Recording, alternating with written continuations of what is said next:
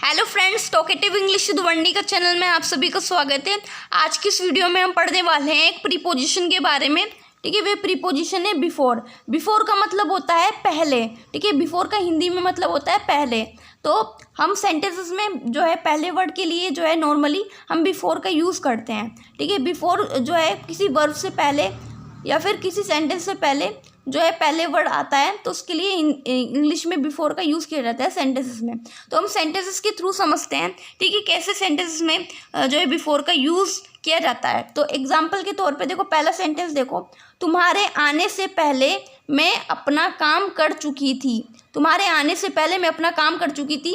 तो पहले जो है ये जो सेंटेंस है मैं अपना काम कर चुकी थी, इसको इंग्लिश में ट्रांसलेट कर लेते हैं। ठीक है, मैं अपना काम कर चुकी थी, इसकी इंग्लिश होगी I had done my work. I had done my work. अब इसमें लिखा हुआ है तुम्हारे आने से पहले, तो पहले लिखा हुआ है तो पहले को इंग्लिश में क्या बोलते हैं? बिफोर बोलते हैं। तो हमने लिख दिया बिफोर।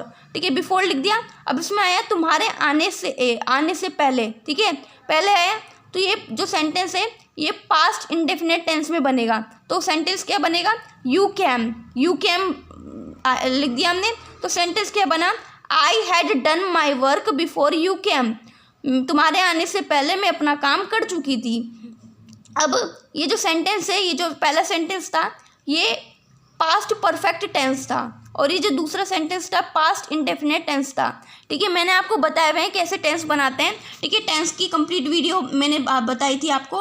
ठीक है, अगर आपने आपको पता है टेंस कैसे बनाते हैं, ठीक है, आपको सभी तरह के टेंस बनाने आते हैं तो अच्छी बात है। अगर आपने जो है मेरी टेंस वाली वीडियोस नहीं देखी है, अगर आपको टेंस बनाने ठीक से नहीं आते हैं तो आप मेरी चैनल की प्लेलिस्ट में जा करके, टेंस वाली प्लेलिस्ट में जा करके आप ये सभी वीडियोस देख सकते हैं और समझ सकते हैं। और इंग्लिश ट्रांसलेशन की एक बुक आती है, उसमें से जो है टेंस की प्रैक्टिस कर सकते हैं। ठीक है, और इस तरह से आपको टेंस अच्छे से आ जाएंगे।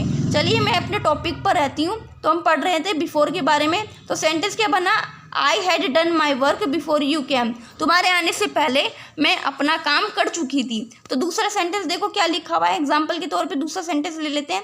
मेरे स्कूल पहुंचने से पहले बारिश शुरू हो चुकी थी। ठीक है, मेरे स्कूल पहुंचने से पहले बारिश शुरू हो चुकी थी। तो पहले हम इतना सेंटेंस को हम ट्रांसलेट कर लेते हैं कि बारिश शुरू हो चुकी थी। तो इसकी इंग्लिश होगी it had started raining. It had started raining. अब इसमें लिखा हुआ है, ठीक है, मेरे स्कूल पहुंचने से पहले। ठीक है, तो पहले के लिए हम यूज़ करेंगे बिफोर का। ठीक है, पहले के लिए हम यूज़ करेंगे बिफोर का। हमने बिफोर वर्ड यूज़ कर लिया। अब इसमें लिखा हुआ है मेरे स्कूल पहुंचने से पहले। तो ये जो एक्स्ट्रा जो बचा हुआ सेंटेंस है ये पास्ट इंडेफिनिट टेंस में बनेगा। तो आई रिच्ड स्कूल। आई रिच्ड स्कूल। ठीक है, लिख दिया हमने इसके लिए। तो सेंटेंस क्या बना? It had started raining before I reached school. मेरे स्कूल पहुंचने से पहले बारिश हो चुकी थी। अब देखो ये दोनों सेंटेंस हमने ट्रांसलेट करे हैं, ठीक है, पढ़े हैं। तो इसमें पहले के अर्थ के लिए जो इंग्लिश में क्या वर्ड यूज़ हुआ? ठीक है, बिफोर का यूज़ हुआ। ठीक है, पहले का मतलब होता है बिफोर। ठीक है, नॉर्मली सेंटेंस में हम जो है पहले के लिए, पहले के अर्थ में हम बिफोर का यूज़ करते हैं। ठीक है, किसी वर्ब से पहले या किसी सेंटेंस से पहले। लेकिन जब समय की बात आती है, ठीक है, समय की बात आती है तब हम बिफोर का यूज़ नहीं करते हैं। ठीक है, अब देख लेते हैं। अगर जब बात आ जाती है समय की, ठीक है, समय की, हमें दिन दिए होते हैं, हफ्ते दिए होते हैं, महीने दिए होते हैं, वर्ष दिए होते हैं, हमें उनकी संख्या भी बता दी जाती है। ठीक है, जैसे कि दिन है, ठीक है, 2 दिन पहले, ठीक है, 4 दिन पहले, ठीक है, और 2 हफ्ते पहले, 1 हफ्ते पहले, 3 हफ्ते पहले हफ्ते दे दिए जाते हैं, या महीने दे दिए जाते हैं। 1 महीने पहले, 2 महीने पहले, ठीक है, 3 महीने पहले, ठीक है, 6 महीने पहले, या वर्ष दे दिए जाते हैं। ठीक है, 1 साल पहले, 2 साल पहले, 5 साल पहले, 10 साल पहले, 20 साल पहले। तब हम पहले के अर्थ में हम बिफोर का यूज़ नहीं करते हैं। तब हम बिफोर का यूज़ नहीं करेंगे। तब हम एक वर्ड का यूज़ करते हैं, एक प्रीपोजिशन का यूज़ करते हैं। ठीक है, वे प्रीपोजिशन क्या है? एगो। ठीक है, एगो का यूज़ करते हैं हम। अब देखो इसमें लिखा हुआ है 2 दिन पहले। 2 दिन पहले सेंटेंस को पहले पढ़ते हैं हम। क्या लिखा हुआ है सेंटेंस? 2 दिन पहले तुमने मुझे स्कूल के बारे में बताया था। 2 दिन पहले तुमने मुझे स्कूल के बारे में बताया था। तो इसमें लिखा हुआ है 2 दिन पहले। अब हम 2 दिन को पहले को हम ये थोड़ी लिखेंगे बिफोर 2 डेज, हमारा सेंटेंस गलत हो जाएगा। इसमें समय बताया गया है, दिनों की संख्या बताई हुई है। तो हम पहले लिखेंगे 2 दिन। 2 दिन को इंग्लिश में क्या बोलते हैं? 2 days लिखे हुए हैं, यहाँ तो मैंने 2 ही लिख दिया डायरेक्ट, TWO करके स्पेलिंग लिख दीजिएगा आप, ठीक है। 2 days, ठीक है, 2 days लिख दिया हमने। अब इसमें लिखा हुआ है पहले लिखा हुआ है ना, तो पहले के अर्थ में हम लिखेंगे एगो, ठीक है। एगो लिख दिया हमने, ठीक है, एगो लिख दिया। 2 days एगो, 2 दिन पहले, ठीक है, 2 दिन पहले लिख दिया हमने। अगर यहाँ पर होता 3 दिन पहले तो हम लिखते 3 days एगो। अगर यहाँ पर होता 10 दिन पहले तो 10 दिन पहले को हम लिखते हैं 10 days एगो।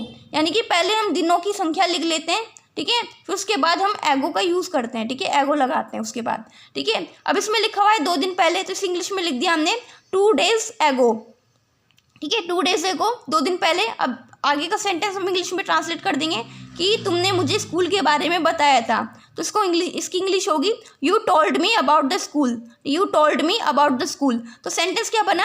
2 days एगो you told me about the school, ठीक है, 2 दिन पहले तुमने मुझे स्कूल के बारे में बताया था। ये सेंटेंस हो गया हमारा पहला, ठीक है। अब दूसरा सेंटेंस देखो क्या लिखा है, 5 साल पहले मैं तुमसे मिला था, 5 साल पहले मैं तुमसे मिला था। अब इसमें लिखा हुआ है 5 साल पहले, तो 5 साल को इंग्लिश में क्या बोलते हैं? 5 years बोलते हैं, 5 years लिख दिया हमने। अब पहले के अर्थ में हम एगो का यूज़ करेंगे, हम बिफोर का यूज़ नहीं करेंगे। एगो लिख दिया, ठीक है, एगो लिख दिया। अब इस सेंटेंस, अब बाकी का सेंटेंस क्या बचा? मैं तुमसे मिला था, तो इसकी इंग्लिश होगी I met you, I met you. तो सेंटेंस पूरा क्या बना? 5 years एगो आई मेट यू, 5 साल पहले मैं तुमसे मिला था।